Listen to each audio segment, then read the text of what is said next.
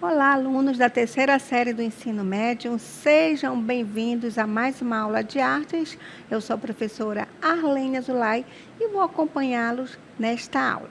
E vamos à leitura do nosso objeto de conhecimento. Nossa aula número 12, objeto de conhecimento, desafios contemporâneos das práticas corporais na sociedade. Detalhamento, reconhecimento e produção de saberes dirigidos aos estereótipos e preconceitos presentes nas práticas corporais artísticas. E vamos dar início à nossa aula.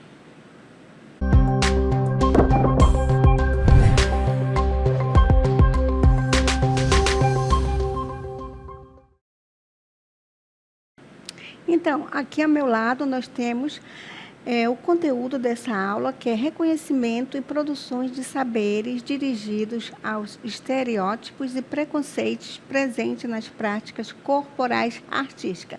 E vamos mostrar algumas imagens para vocês olharem com bastante atenção. Então, preste bem atenção a essas imagens.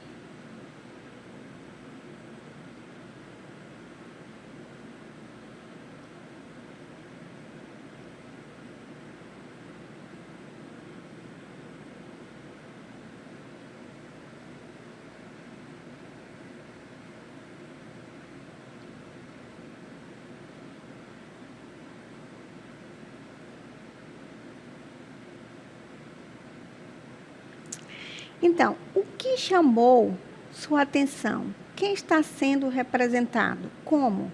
Quem está ausente ou mal representado?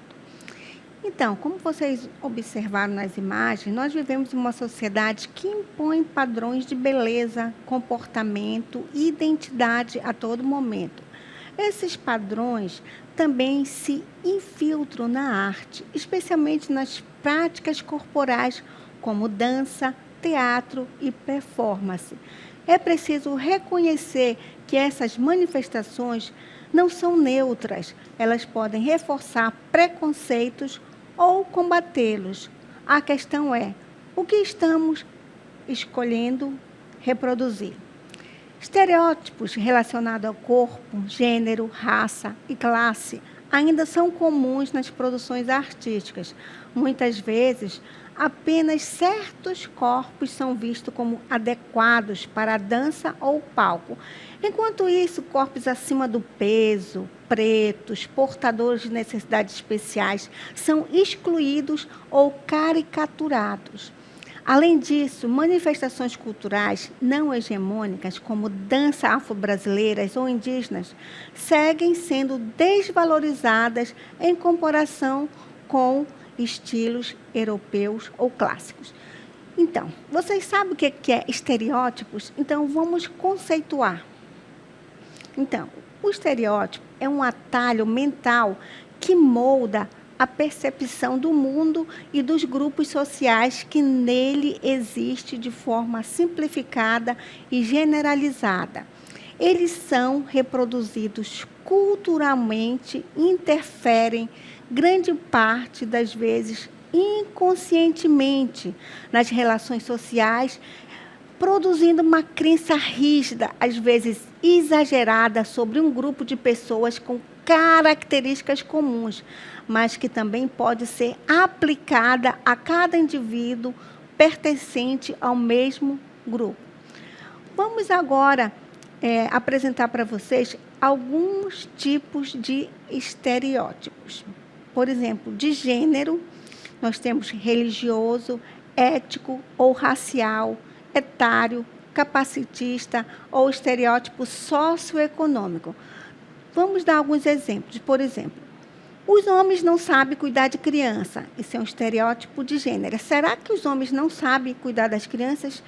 Sim, hoje em dia, homens cuidam muito bem das crianças. Inclusive, algumas mulheres trabalham fora e os homens cuidam perfeitamente, né? Então, isso é um estereótipo, né? E os judeus são pessoas gananciosas, estereótipos religiosos. Não, os judeus não são pessoas gananciosas.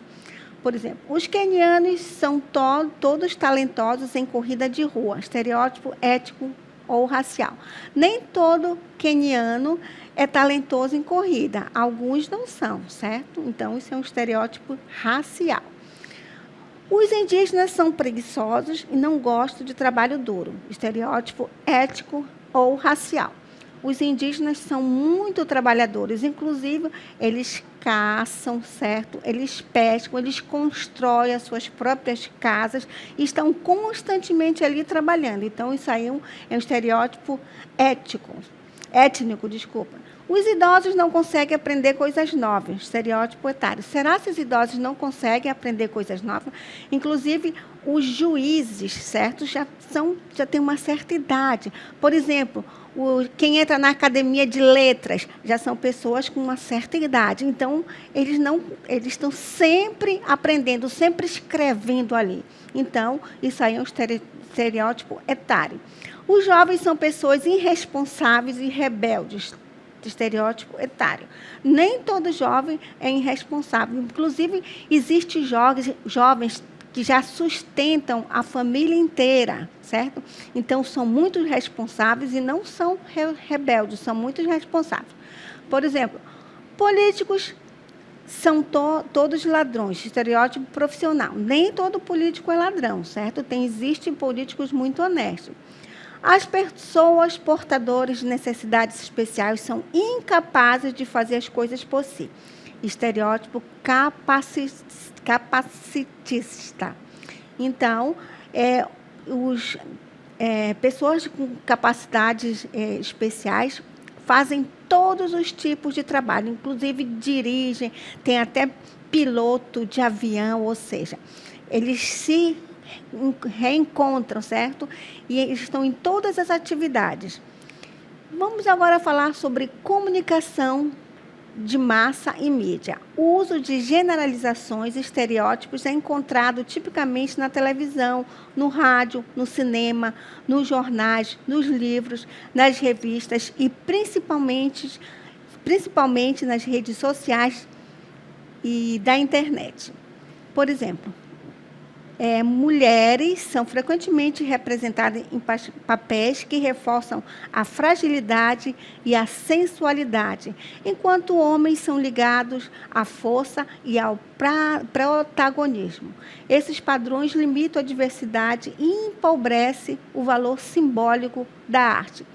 Propagandas racistas ou sexistas, comerciais antigos e até atuais que mostram mulheres como donas de casa, submissas, ou reforçam padrões de beleza eurocêntrica, ou seja, tudo que vem da Europa, e branquitude como ideal.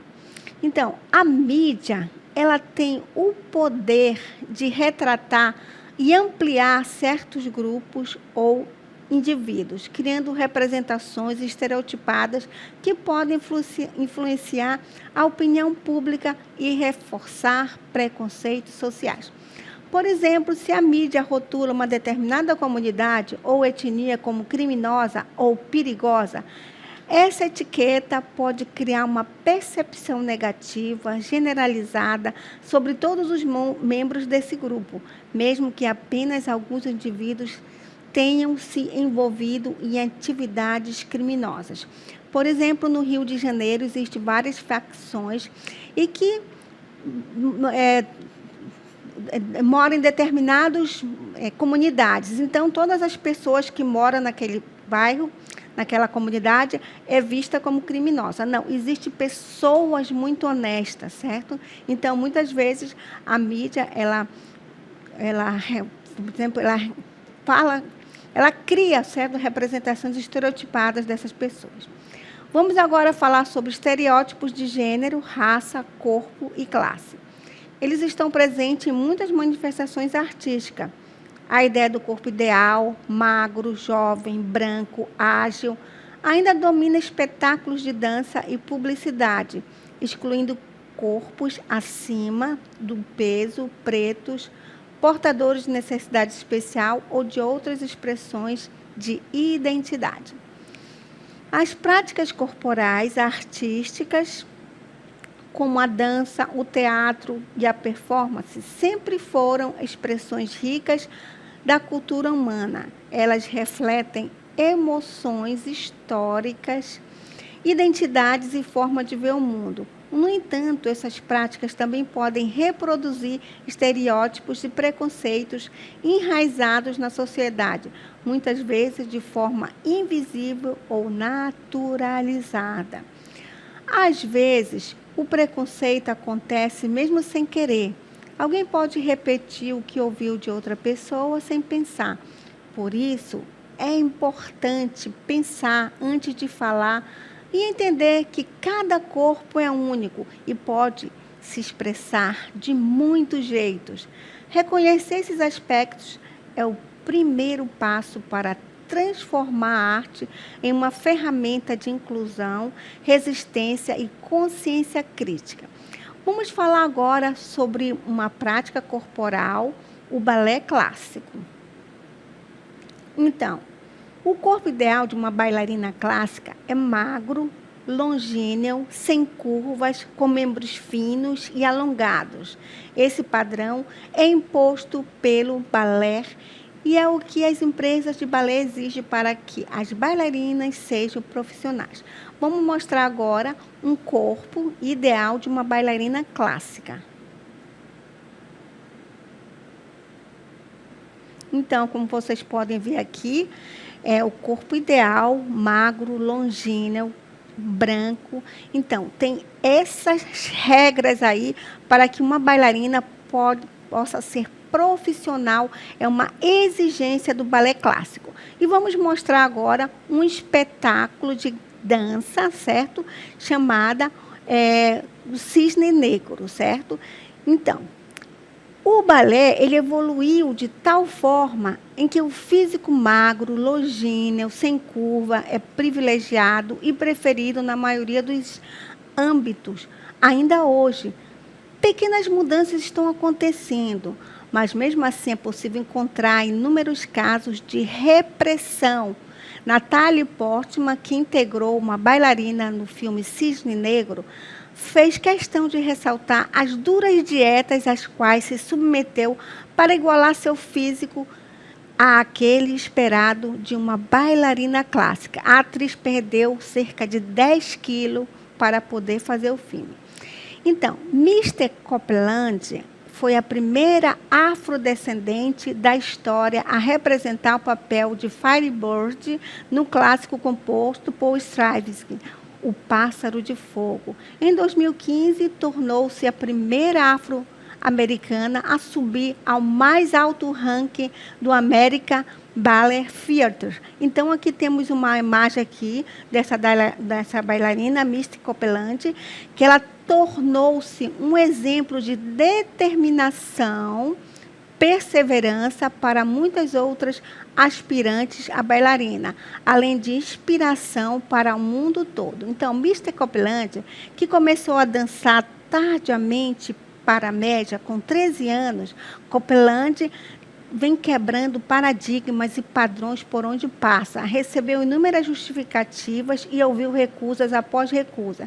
Com seu físico forte e mais curvas que a média, muito velha, dorso muito largo, muito busto, pés finos demais, pernas musculosas demais, longas demais. Depois de dançar no Harlem Ballet de Nova York, foi convidada para ser a primeira bailarina do ABT, Companhia Nacional de Balé dos Estados Unidos. Agora vamos falar sobre estereótipos capacitistas. Os portadores de necessidades especiais são incapazes de fazer as coisas por si. David Ponte sofreu um acidente de moto, onde perdeu os movimentos e a sensibilidade dos membros inferiores. Ele passou por momentos desafiadores até aprender a lidar com a condição de cadeirante. Em 2019, ele ingressou na companhia de dança do Nosso Jeito para a dança em cadeira de roda, incentivado por uma amiga que o via como um talento natural.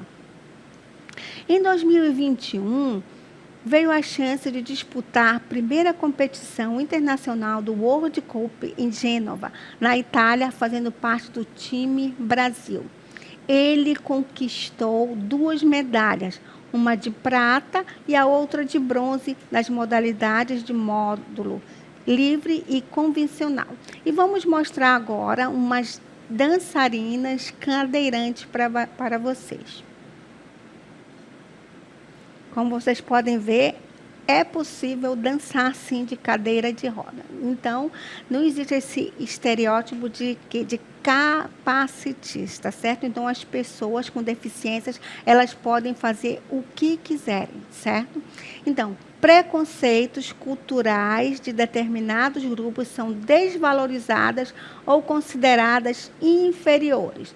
Por exemplo, danças populares de origem periférica, afro-brasileira ou indígena, muitas vezes são vistas como menos prestígio do que o balé clássico ou as artes ocidentais.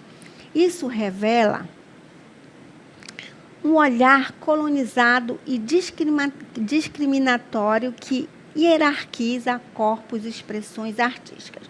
Vamos agora mostrar uma outra imagem de um dançarino de break, ou seja, o que faz parte do hip hop, do movimento hip hop. Então, o hip hop, a dança break dance, existe preconceito racial e social, por ser originária de comunidades negras e latinas dos Estados Unidos.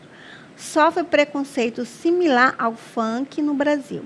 Estigmatização, como a dança de rua, já foi em alguns lugares e ainda é associada à violência, rebeldia ou vadiagem. Vamos agora mostrar uma dança que acontece lá no Nordeste do Brasil, principalmente no Recife, o maracatu. Então, como vocês podem ver aqui, nós temos o maracatu rural, que acontece no Nordeste. Aqui nós temos um personagem principal, que é o caboclo de lança. Como vocês podem ver, ele está aqui com uma lança e geralmente ele utiliza uma flor na boca. Então, é uma expressão lá do Nordeste do Brasil, uma manifestação folclórica. Então, essas danças afro-brasileiras, expressões como o maracatu, o jongo, a capoeira, o carimbó, entre outras, carregam profundas raízes históricas, simbólicas e espirituais. No entanto, por sua origem ligada a povos historicamente marginalizados, essas danças muitas vezes enfrentam estigmas sociais. Desvalorização cultural, frequentemente vista como preconceito, como coisa de religião ou atrasadas, apesar do seu valor histórico, espiritual e artístico. Também tem a fetichização ou descaracterização. Muitas vezes são folclorizadas para o turismo, perdendo sua essência. Vamos mostrar uma outra manifestação, que é o samba de roda. Então, aqui nós temos a imagem da manifestação samba de roda. Então, o samba, estigmatização social, apesar de ser um símbolo da cultura brasileira, o samba foi durante muito tempo considerado uma dança de malandro ou coisa de marginal, especialmente por estar ligado às comunidades negras. Hipersexualização do corpo feminino. Passista de escolas de samba, especialmente mulheres pretas, muitas vezes são reduzidas a estereótipos de sensualidade. Dança, performance e expressões corporais como ferramenta de resistência e transformação social pode ajudar a combater o preconceito e mostrar que todo mundo pode brilhar, ser criativo e se expressar como quiser.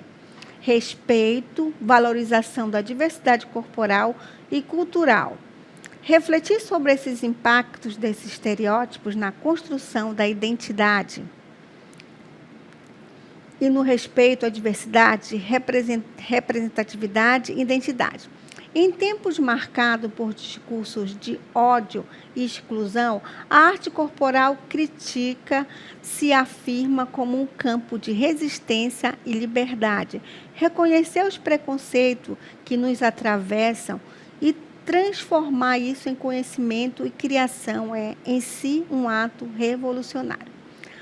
Então, vamos falar agora sobre o Corpo de Dança do Amazonas, ou seja, o CDA, que é um grupo profissional de dança contemporânea criado em 1998 pelo governo do estado do Amazonas, através da Secretaria de Cultura, com o objetivo de compor os corpos artísticos do estado. Ele é reconhecido como referência em dança contemporânea no Amazonas, na região norte do país, como um repertório diversificado de mais de 60 obras. Vamos mostrar para vocês um pouquinho desse grupo aí do corpo do Teatro Amazonas. Vamos lá?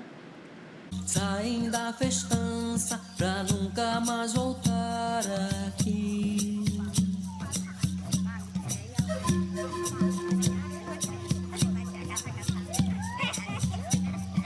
A quem tenha visto moleque engraçado, com os pés descalços virados pra trás, foge pelo mato sempre apressado, buscando um lugar pra sobreviver em paz.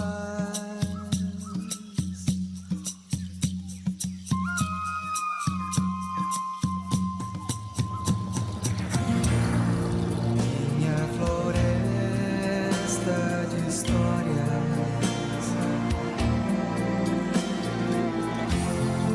conta o que Manaus não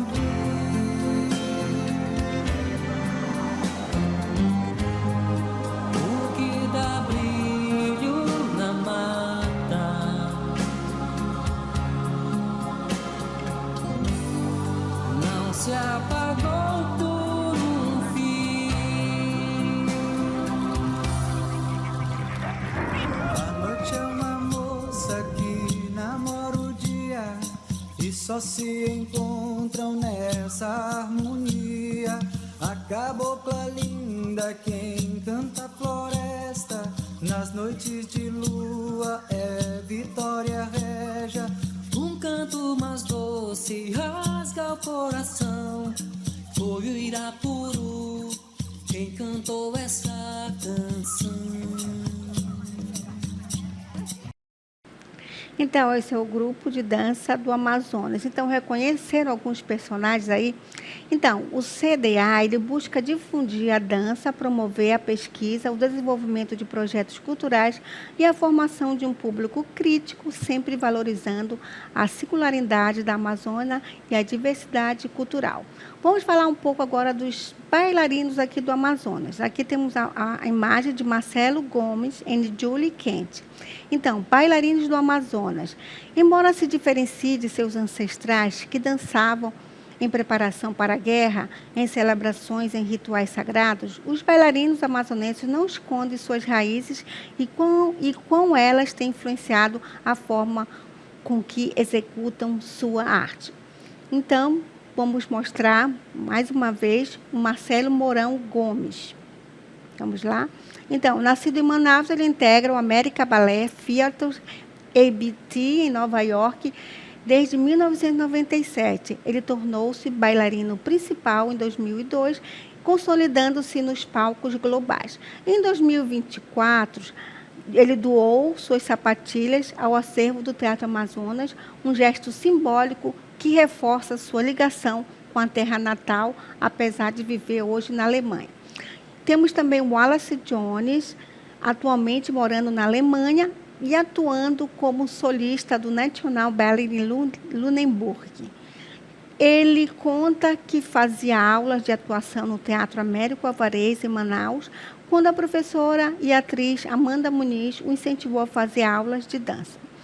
Temos um outro bailarino, que é Diomar Queiroz, o b-boy Chequancho. É natural de Manacapuru, se destaca no universo do break dance há quase 17 anos. É hoje integrante de uma companhia internacional sediada na França, e ele faz apresentações mundo afora. É reconhecido pelos seus power moves e acrobacias e também atua como instrutor e jurado em eventos de dança. Temos também Alec Vasconcelos, bailarino manauara. Ele participou do Rock in Rio em 2024 no palco Favela com a cantora indígena Cauê Guajajara, marcando uma representatividade indígena inédita no festival. Temos também Patrício Terry, bailarino, ator e produtor cultural de Manaus, estreou na TV Nacional no programa Beija Sapo, da MTV, e já se apresentou no Teatro Amazonas, além de integrar o grupo Candy Cats, premiado no Festival de Joinville. Então, quais estereótipos ainda existem? Corpo idealizado, magro, jovem, branco, papéis fixos de gênero, exclusão de manifestações culturais periféricas. O que podemos fazer?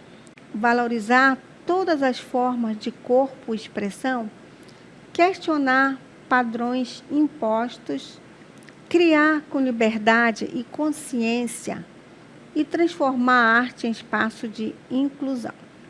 Então, para combater esses estereótipos, é essencial promover o respeito à diversidade. A dança é uma forma de arte universal, presente em todas as culturas, e cada estilo carrega histórias, identidades e sentimentos únicos. Valorizar diferentes expressões culturais e permitir que todos possam dançar, independente do gênero, cor, corpo ou origem. Então, qualquer pessoa pode dançar, mesmo quem está acima do corpo, independente da cor, da etnia, e também diversas danças, por exemplo, afro-brasileiras. Tudo isso é normal, ou seja, não existe preconceito hoje em dia. Então, promover essa abertura é também uma forma de resistência, de afirmação de identidade e de construção de um mundo mais empático, onde a arte reflita a riqueza de todas as vivências. Outra forma de descobrir estereótipos é por meio da educação. Professores, coreógrafos têm um papel fundamental ao criar espaços acolhedores e abertos à diversidade. Eles podem incentivar seus alunos a explorarem diferentes estilos de dança, quebrarem padrões impostos e refletirem criticamente sobre o que vem nas mídias e redes sociais, redes sociais da dança mais inclusiva. Então, promover essa abertura é também uma forma de resistência, de afirmação de identidade e de construção de um mundo mais empático, onde a arte reflita a riqueza de todas as vivências. Então, principalmente professores, educadores, pode mostrar, por exemplo, aos alunos que a dança é livre. Cada pessoa tem um gênero de dança que gosta mais. Algumas gostam de danças folclóricas, outros gostam do break dance, mais dança contemporânea, e outras pessoas preferem o balé clássico. Então, cada pessoa tem seu gênero próprio e podem dançar quando quiserem. E não precisa ter corpos esbeltos, magros. Toda pessoa tem essa propriedade de dançar de qualquer forma. Então, dessa forma, finalizamos a nossa aula.